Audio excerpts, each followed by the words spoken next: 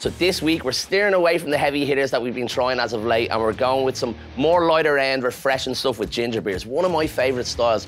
All three of these are gluten-free. Originally, they would have been made as a soda in the 1800s before we seen them being turned into an alcoholic beverage. Low in alcohol, all gluten-free. Just a really, really good beer to cleanse the palate before we go back into the Christmas time heavy hitters. So let's get it going. So our first beer this week is Crabbie's Ginger Beer from Crabbies Brewing in Scotland. A fantastic beer and the first of its kind. It's travelled all over the world. This one is kind of darker than usual, but stays within the parameter of that kind of golden pale style. Loads of ginger off the nose. You get that ginger root straight away, but there's also that level of sweetness.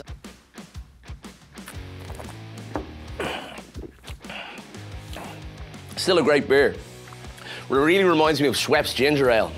Really simple, very easy to drink, and has that little ginger root kick in the back of your throat afterwards. Yeah.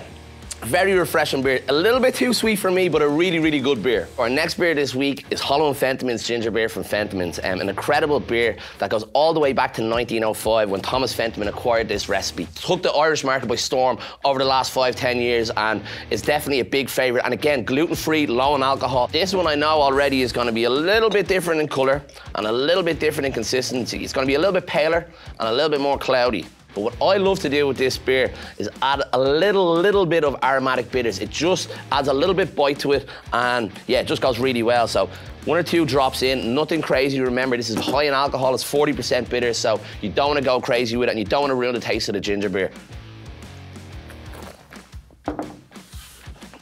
I much prefer this to the last one. It's a much cleaner taste. A lot more ginger in there and just less sugar. Less sugar is what's doing this for me. A really, really good beer, really refreshing, and if you haven't tried it already, perfect. So our final beer this week is Zingibeer from Persistence Brewing right here in Dublin. Although it's all made here, and the ginger root comes from Malaysia, and they've paid homage by putting the national Malaysian bird, the Rhinoc hornbill, on the label. So I love that as well. Gluten-free like the rest of them, and I absolutely love it. It's a challenge to the Crabbies and the Holland Fentimans. It's an Irish challenge to that, so it's a great reason. That alone is a great reason to get behind the beer. It almost looks like a seltzer, but that's not uncommon for this style of beer. Again, like I said at the start, they will vary. And it's not a beer, essentially. There is no hops, there is no barley, there is no grain. And like the last one, I'm just gonna try a little bit of bitters in it, see what happens. And knowing this beer, knowing my own palate, it will complement it, definitely. Definitely complements the nose. Yeah, fantastic, guys. Again, if you are trying these styles, and you've got some Angostura bitters, aromatic bitters in the house, lash a bit in and you be the judge. Great beer, really impressed.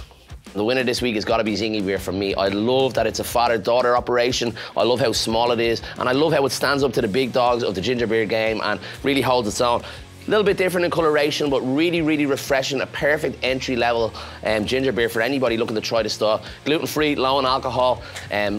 Yeah, great beer. So, Sláinte, guys.